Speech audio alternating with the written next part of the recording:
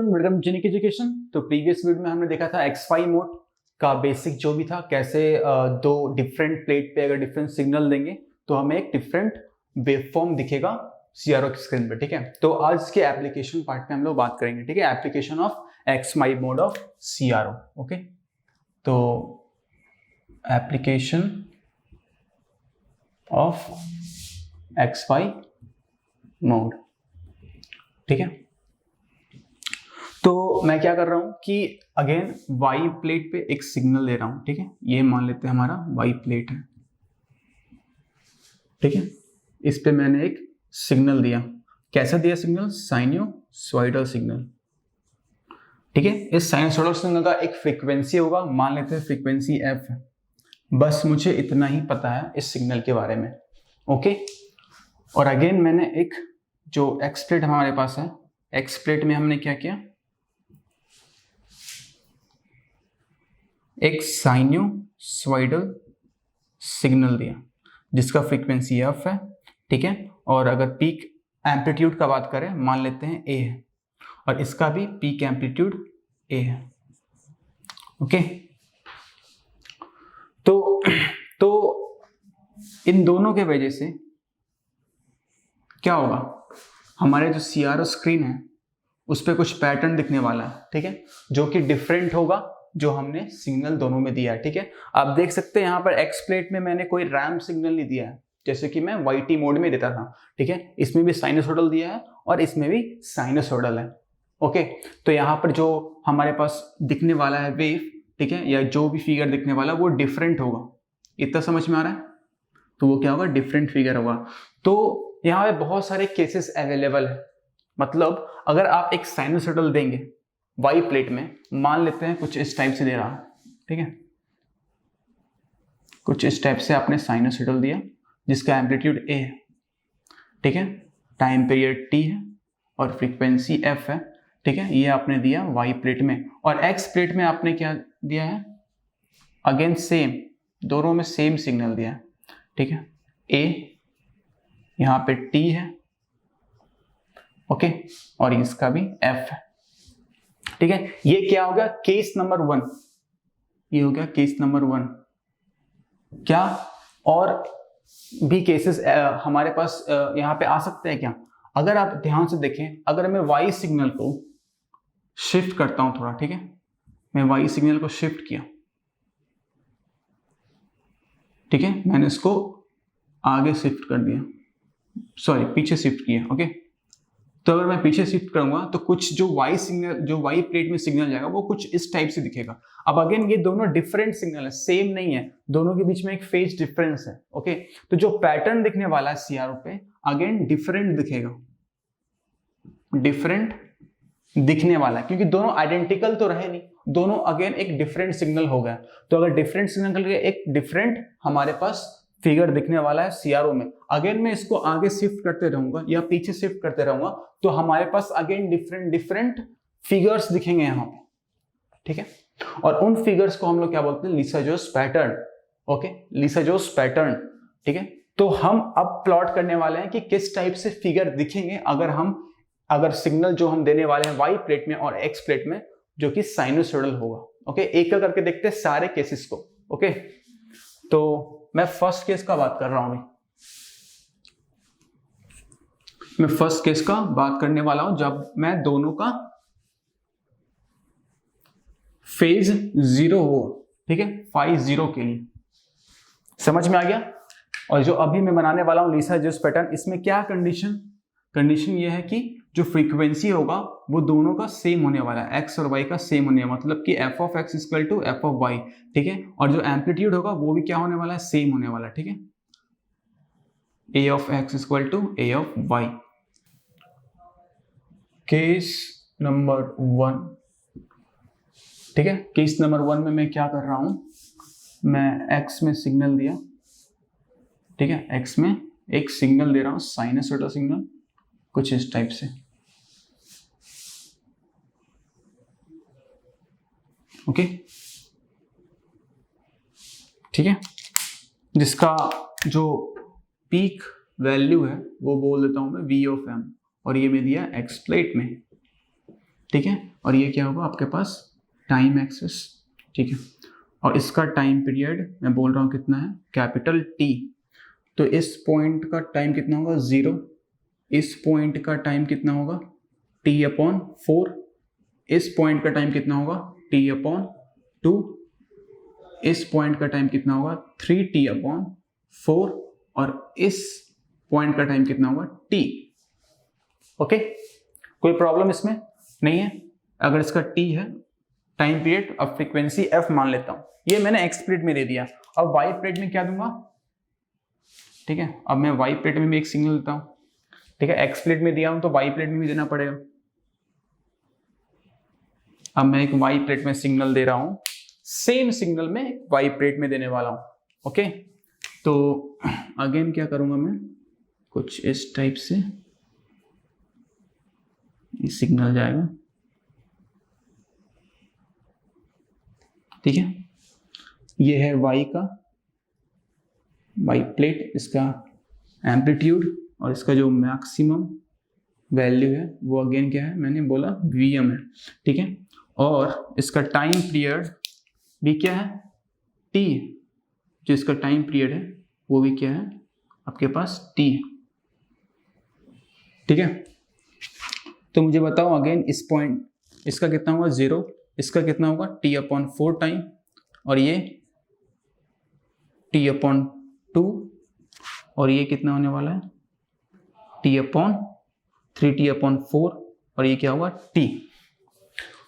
Okay, तो मैं क्या करने वाला हूं, अभी प्लॉट करूंगा जो आपको CRO में दिखेगा, ठीक है। वो मैं आपको बताने वाला हूं कैसे आप उसका प्लॉटिंग कर सकते हैं। आपके पास अगर 2 डिफरेंट सिग्नल है तो सबसे पहले आपको क्या करना है, जितने टाइम्स लिया आपने, ठीक है, 0 से t/4, t/2, 3t/4 और t, ठीक है। तो 0 पे एक हॉरिजॉन्टल लाइन ड्रॉ कीजिए, ठीक है। हॉरिजॉन्टल लाइन क्या कीजिए, ड्रॉ कीजिए। और ये क्या लिया, t/4 लिया टाइम, तो t/4 पे भी एक हॉरिजॉन्टल लाइन ड्रॉ कीजिए। कर लिया, ठीक है। t/2 पे भी आप एक हॉरिजॉन्टल लाइन ड्रॉ कीजिए, और वो हॉरिजॉन्टल लाइन सेम आएगा जो आपने t=0 पे किया था। और 3t/4 पे भी एक हॉरिजॉन्टल लाइन आपको ड्रॉ करना है, तो आपने ड्रॉ कर लिया एक हॉरिजॉन्टल लाइन इधर भी, ठीक है। और t पे भी एक हॉरिजॉन्टल लाइन ड्रॉ करना है जो कि सेम आने वाला है। तो अगर मैं इस लाइन का बात करूं तो ये कौन सा लाइन है, जब t=t/4 हुआ, और ये कौन सा है t=0, t/2 और t, और ये कौन सा लाइन है t=t/3t/4। समझ में आ गया?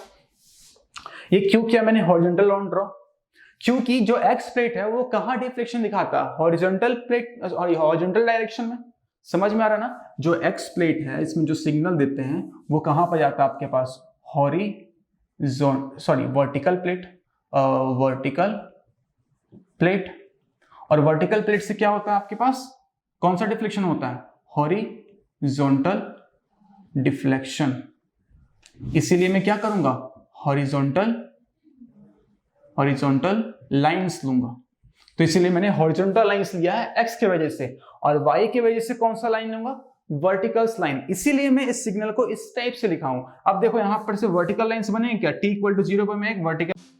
Genic Prime is the new features by Genic Education where you will get 450 plus video series questions explanation, Prime Facebook group for doubt solving, assignments, live sessions and many more. If you are interested then visit website and join quickly. For any query call on 9837933283. Line बना रहा हूं, ठीक है। ये बना दिया मैंने एक t=0 पे एक वर्टिकल लाइन, ये वर्टिकल लाइन है, ठीक है। अब अगेन t=t/4 पे मैं क्या करने वाला हूं, एक वर्टिकल लाइन ड्रॉ करूंगा। यहां भी बना दिया मैंने एक t=t/4 पे एक वर्टिकल लाइन, ठीक है। अब t=t/2 पे भी एक वर्टिकल लाइन बनेगा जो कि क्या करेगा, वही जो सेम जो t=0 पे आया था वही सेम लाइन आने वाला है, ठीक है। t=3t/4 पे भी एक क्या करेंगे हम लोग, वर्टिकल लाइन ड्रॉ करेंगे। तो मैं एक वर्टिकल लाइन ड्रॉ कर रहा हूं, ये लाइन क्या है, t=t/3t/4। अब t पे भी अगेन एक वर्टिकल लाइन में ड्रॉ करूंगा, जो कि क्या हुआ, कॉन्साइड करेगा t इक्वल टू 0 पे। तो ये कौन कौन सा लाइन दिखा रहा है, t equal to 0, t equal to t/2 और t। समझ में आ गया यहां तक कोई प्रॉब्लम कि मैं जो y प्लेट पे है उसका वेव फॉर्म इस शेप में क्यों ले रहा हूं, क्योंकि मुझे वर्टिकल लाइंस ड्रॉ करने हैं, ठीक है। क्योंकि जो y प्लेट है वो कहां एक्ट करता है, हॉरिजॉन्टल प्लेट्स पे, ठीक है। और हॉरिजॉन्टल प्लेट से क्या होता है, वर्टिकल डिफ्लेक्शन होता है। और वर्टिकल डिफ्लेक्शन लेंगे तो इसीलिए मैं क्या ले रहा हूं, वर्टिकल लाइंस, ठीक है। अब हम स्टार्ट करते हैं प्लॉटिंग। अब प्लॉटिंग कैसे करना है, अगेन मैं एक स्टॉप वॉच ऑन करूंगा t इक्वल टू 0 पे। अगर t इक्वल टू 0 पे ऑन करूंगा स्टॉप वॉच, तो बताओ दोनों wave form t equal to 0 पे कहां पे लाई करेगा, ठीक है। अगर मैं अच्छे से देखो t इक्वल टू 0 का लाइन जो हॉरिजॉन्टल लाइन था ये है, ठीक है। तो vertical line t equal to 0 कहां है, ये। तो दोनों कहां कॉन्साइड कर रहे हैं, इस पॉइंट पे। यानी कि जो CRO का बीम है वो कहां से स्टार्ट करेगा, जब मैं टाइमर स्टार्ट करने वाला हूं इस पॉइंट से स्टार्ट होने वाला है। अब वो फर्दर मूव करेगा, तो देखते हैं मूव किस डायरेक्शन में करने वाला है, किसके अकॉर्डिंग करेगा, ठीक है। तो अब हम लेते हैं, अब मैं टाइमर ऑन किया t इक्वल टू 0 पे, टाइमर अपना समय क्या होगा, इंक्रीज करेगा उसका समय धीरे धीरे। अब धीरे धीरे इंक्रीज करेगा तो मैं लेता हूं t इक्वल टू, जब ये t/4 पे पहुंच जाएगा टाइमर, समझ में आ रहा है। जब timer t equal to t/4 तक पहुंचेगा तो मुझे बताओ t/4 का लाइन क्या था, वर्टिकल लाइन इसका है, ये वाला है, ठीक है। और x का वर्टिकल लाइन क्या है, ये है। तो दोनों कहां मिल रहे हैं, यहां पे। यानी कि जो CRO का बीम होने वाला है वो कहां जाने वाला है, इस पॉइंट से इस पॉइंट की तरफ। समझ में आ रहा है। अगर मैं इस पॉइंट का नाम दूं A और इस पॉइंट का नाम दूं B, तो क्या होगा, अच्छे से बताइए मुझे। यहां पर क्या होने वाला है कि ये A से B की तरफ मूव करेगा, ठीक है। ये कैसे करने वाला है, A से B की तरफ मूव करेगा, ठीक है। तो जब B पे पहुंचेगा तो कितना टाइम स्पेंड हो चुका होगा, t equal to T/4 time. अब कैपिटल T/4 टाइम से अब आगे टाइम बढ़ रहा है, T/2 पे पहुंच रहा है। तो उतने समय में अब कहां मूव करने वाला है आपका इलेक्ट्रॉन बीम, वो देखते हैं। तो T/2 का लाइन कौन है, वर्टिकल लाइन ये, और आपके पास हॉरिजॉन्टल लाइन कौन है, ये वाला, और वर्टिकल लाइन ये है। तो दोनों कहां मिल रहे हैं, A पॉइंट पे। तो अगेन क्या होगा, जो इलेक्ट्रॉन बीम यहां पहुंच चुका था ये वापस इस पॉइंट पे आएगा, इसी पाथ को फॉलो करते हुए, और ये पहुंच जाएगा यहां पे, ठीक है। अब कितना टाइम स्पेंड हो चुका है, t/2 टाइम स्पेंड हो चुका है। अब अगेन 3t/4 टाइम लेता हूं मैं, ठीक है। यानी कि टाइमर अगेन मूव कर रहा है 3t/4 पे पहुंच चुका है। तो t इक्वल टू 3t/4 पे कहां पे पॉइंट लाई करेगा, तो देखते हैं, ट्रेसिंग करते हैं। ये है आपका vertical line t equal to 3t/4, horizontal line कौन है, ये वाला। तो दोनों कहां मिल रहे हैं, इस पॉइंट पे। इसका नाम मैं बोलता हूं C। यानी कि अब क्या होने वाला है, जो इलेक्ट्रॉन बीम A पे आ चुका था वो अब आएगा नीचे आ गया, ठीक है, नीचे आएगा और कुछ इस टाइप से आएगा, ठीक है। C पे पहुंच चुका होगा, तब तक कितना स्पेंड टाइम हो चुका है, 3t/4। समझ में आ रहा है, 3t/4। अब अगेन टाइमर तो मूव कर रहा है मूव, तो 3t/4 से कहां तक पहुंचेगा, कैपिटल T पे। तो इस टाइम ड्यूरेशन में अब इलेक्ट्रॉन कैसे मूव करने वाला, तो वो देखते हैं। वो कैसे देखेंगे, हॉरिजॉन्टल और वर्टिकल लाइन कहां कॉन्साइड कर रहा है, उसी पॉइंट पे पहुंचेगा। तो वर्टिकल लाइन यहां पे t equal to capital T, और हॉरिजॉन्टल लाइन कहां है, t equal to capital T पे, यहां पे, यानी कि पॉइंट A। यानी कि अब क्या होने वाला है आपके पास, C से ये मूव करेगा A के तरफ, ठीक है। और जैसे ही A पे पहुंचेगा तब तक कितना टाइम स्पेंड हो चुका होगा, t equal to T capital T मतलब क्या हुआ, एक कंप्लीट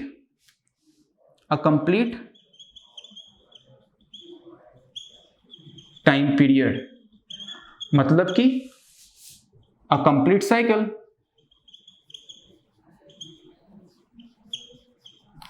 ठीक है। ये दोनों वेव का क्या है, एक कंप्लीट साइकिल है। जब दोनों वेव एक कंप्लीट साइकिल पहुंच जाएगा तो आपके पास क्या दिखने वाला है कि स्टार्टिंग A से हुआ वो B की तरफ गया, B से फिर A की तरफ आया, A से C की तरफ आया और C से A गया, ठीक है। और आपके पास ये वेव फॉर्म दिखेगा। अब अगेन नेक्स्ट साइकिल में भी क्या होने वाला है, सेम ही, ए से बी, बी से ए से सी से ए, और ये कंटिन्यूअस चलते रहेगा जब तक हम दोनों को ऑन रखेंगे, क्योंकि ये तो साइनसॉइडल है, वो रिपीट करेगा अपने नेचर को, ठीक है, साइक्लिक नेचर का होता है, वो रिपीट करेगा। तो जो आपके पास स्टैटिक वेव दिखने वाला है सीआरओ में, वो क्या दिखेगा, कुछ एक स्ट्रेट लाइन। समझ में आया यहां तक? ये क्या है, एक स्ट्रेट लाइन, और यही आपको क्या दिखने वाला है सीआरओ में, ठीक है। ये मान लेते हैं सीआरओ का स्क्रीन है, और यही आपको क्या दिखेगा सीआरओ में।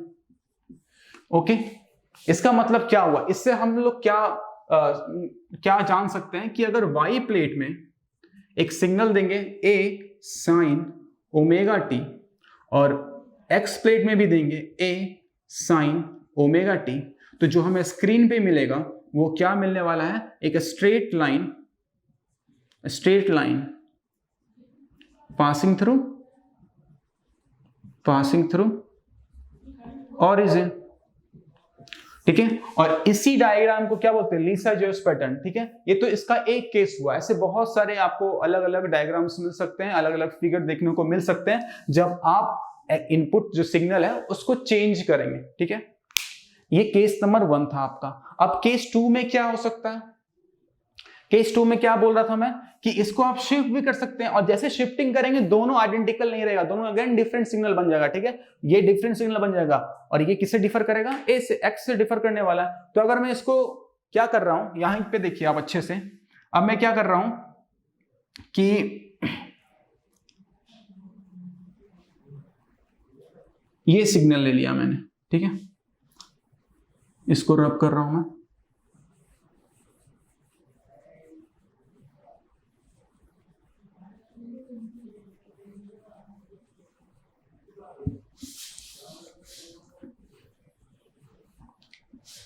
एक्स को मैंने कुछ चेंजेस नहीं किया, बस वाई में चेंजेस कर रहा हूं, वाई का मैं थोड़ा सिग्नल चेंज कर रहा हूं, ठीक है। अब मैं कुछ ये सिग्नल लिया, इस टाइप से आपके पास है, ये वाई प्लेट में गया, और ये 0 से स्टार्ट नहीं हो रहा, ये कहां से हो रहा है, यहां से, ठीक है। और इस टाइम को मैं मान लेता हूं, मानूंगा क्या, ये तो टाइम इक्वल टू 0 पे है, ठीक है। और ये कुछ क्या है, इससे अगर मैं कंपेयर करूंगा तो ये सिग्नल से क्या बोलेंगे, ये शिफ्टेड है, ठीक है, दोनों का एम्पलीट्यूड सेम है, फ्रीक्वेंसी सेम है, बट ये शिफ्टेड है थोड़ा, ठीक है। ये थोड़ा क्या है आपके पास, पीछे, ठीक है, थोड़ा क्या है, शिफ्टिंग है इसमें। अगर आप इस सिग्नल को थोड़ा पीछे कर देंगे तो यही दिखेगा, समझ में आ रहा है। तो मैं मान लेता हूं फाई का एंगल अभी 30 लिया, यानी कि 30 डिग्री से इसको पीछे शिफ्ट कर लिया, तो कैसा दिखेगा हमारे पास, कुछ इस टाइप से सिग्नल दिखने वाला है। और इसका एक कंप्लीट साइकिल कहां पे एंड करेगा वो देखते हैं, ये यहां आएगा और ये ऊपर कुछ यहां पे दिखेगा, ठीक है। ये इसका एक अब कंप्लीट साइकिल बन चुका है,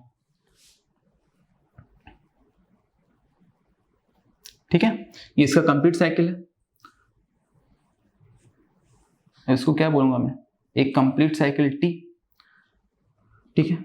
अब ये t/2 एंड ऑल सब कुछ चेंज होने वाला है, क्योंकि अब t इक्वल टू 0 पे कुछ वैल्यू मिल रहा है मुझे, ठीक है। तो t इक्वल टू,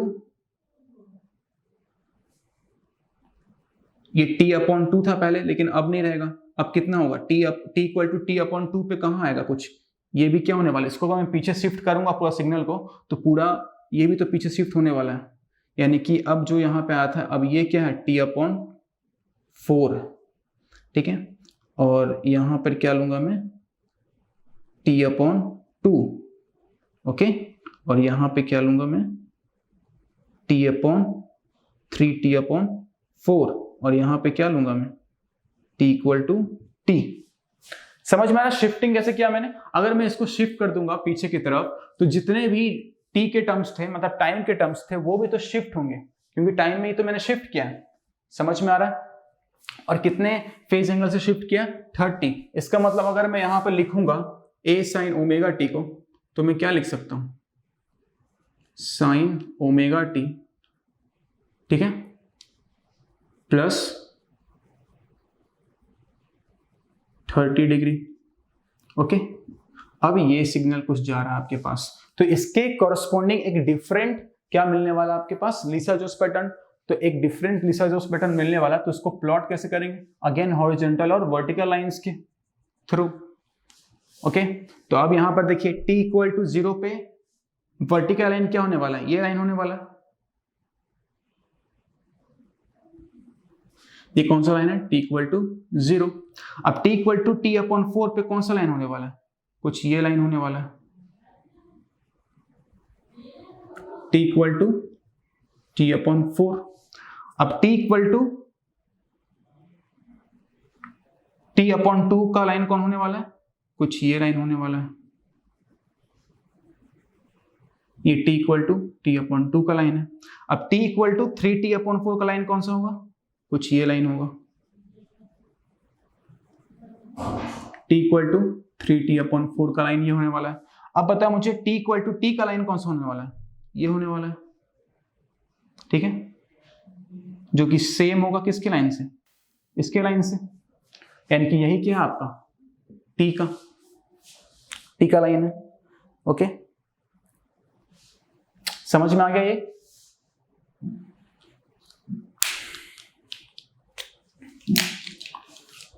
ठीक है, मैंने पूरा प्लॉट कर दिया 0 से t upon 4, t upon 2, 3t upon 4 और t का। ठीक है, अब सिंपल आपको पॉइंट मैच करना है। अब मैं पॉइंट मैच करूंगा, t इक्वल टू 0 पे हॉरिजॉन्टल लाइन ये है, वर्टिकल लाइन कौन सा, ये है, यानी कि जो इलेक्ट्रॉन बीम है वो स्टार्टिंग कहां से होगा, a यहां पे होने वाला है। ठीक है, अब कहां जाने वाला देखते हैं, t इक्वल टू 2 पे कहां पे आएगा, t equal to t upon 4 पे कहां आएगा, t equal to t upon 4 का जो हॉरिजॉन्टल लाइन है वो कौन सा है, ये वाला, और वर्टिकल लाइन कहां पे कॉन्साइड कर रहा है, यहां पे। ठीक है, कुछ यहां पे कॉन्साइड कर रहा है। ठीक है, समझ में आ गया। अब मुझे बताओ t इक्वल टू 2 पे कहां कॉन्साइड कर रहा है, t अपॉन 2 का लाइन ये है और इधर का t अपॉन 2 का लाइन ये है, तो ये आएगा यहां पे कुछ। ठीक है, समझ में आ गया। तो ये ऊपर जाएगा यहां पे, फिर ये आएगा a पे, यहां पे सॉरी ये b पॉइंट में मैं आता हूं, ये c पॉइंट मान लेता हूं। अब c पॉइंट से कहां जाने वाला है, t अपॉन 2 के आगे कहां जाएगा, 3t अपॉन 4 पे। 3t अपॉन 4 का लाइन कौन सा है, ये वाला, और इसका 3t अपॉन 4 का लाइन ये यहां पे कॉन्साइड कर रहा है, तो ये कहां जाएगा, ये यहां पे आएगा। समझ में आया, ये यहां पे आया। ओके, अब क्या बोल रहा हूं मैं, 3t अपॉन 4 से आगे जाते हैं t पे, तो t का लाइन कौन सा है, t का लाइन कौन सा है, ये है t का line, vertical line. Horizontal line कौन सा है t का, ये वाला, यानी कि a पॉइंट अगेन, ये क्या जाएगा, a पॉइंट पे अगेन जाएगा। ठीक है, तो आपको क्या दिख रहा है, एक एलिप्स दिख रहा है। ठीक है, एलिप्स दिख रहा है। ठीक है, जिसका मेजर एक्सिस क्या होने वाला है, ये, और ये क्या है इसका माइनर एक्सिस। समझ में आ रहा, तो प्लॉटिंग आप समझ रहे अच्छे से, कैसे एलिप्स आया, यानी कि अब जो लिसा जो पैटर्न सीआरओ पे जो दिखने वाला है वो क्या दिखने वाला है, एलिप्स दिखने वाला है। यानी कि अगर मैं फाई का वैल्यू कितना दूंगा 30, तो आपको क्या दिखेगा, एक एलिप्स। समझ में आया, क्या दिखने वाला है आपके पास, एक एलिप्स। ओके, अब मुझे बताइए कि जो एलिप्स यहां पे दिख रहा है वो स्टार्टिंग कहां से किया, पॉइंट ए से, ये गया सी के तरफ, बी के तरफ, फिर बी से कहां गया, सी के तरफ, और सी से कहां गया, इसको मैं डी मान लूं, तो सी से डी के तरफ गया, और डी से फिर ए के तरफ गया, एंड अगेन ये क्या हुआ, चलते रहा। अगर मैं अच्छे से देखो, ये क्या है, क्लॉकवाइज है क्या, क्लॉकवाइज चल रहा है।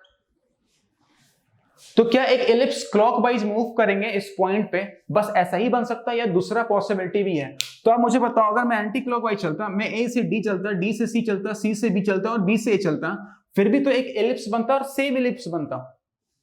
समझ में आ रहा, सेम एलिप्स बनता, बट इस समय जो पाथ में फॉलो कर रहा हूं और उसका जो डायरेक्शन है, जिस पाथ में फॉलो कर रहा हूं, पाथ सेम है बट डायरेक्शन डिफरेंट है। तो अगर मैं एंटी क्लॉकवाइज मूव करने लगा, ठीक है, एंटी क्लॉकवाइज,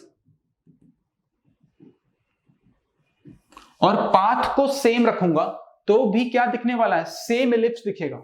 ठीक है, तो वो किस डिफरेंट सिग्नल से आएगा, ये भी एक इंपॉर्टेंट क्वेश्चन है। ठीक है, तो जब हम लोग एंटी क्लॉकवाइज चलेंगे, यानी कि ए से डी, डी से सी, सी से बी और बी से, तो जो फेज डिफरेंस आएगा वो क्या होता है, 360 डिग्री माइनस जो आपके पास इनिशियल फेज था जब आप क्लॉकवाइज चले थे, तो उसका फेज कितना लिया था मैंने, 60, तो 360 डिग्री माइनस 30 डिग्री कितना आएगा, 330 डिग्री।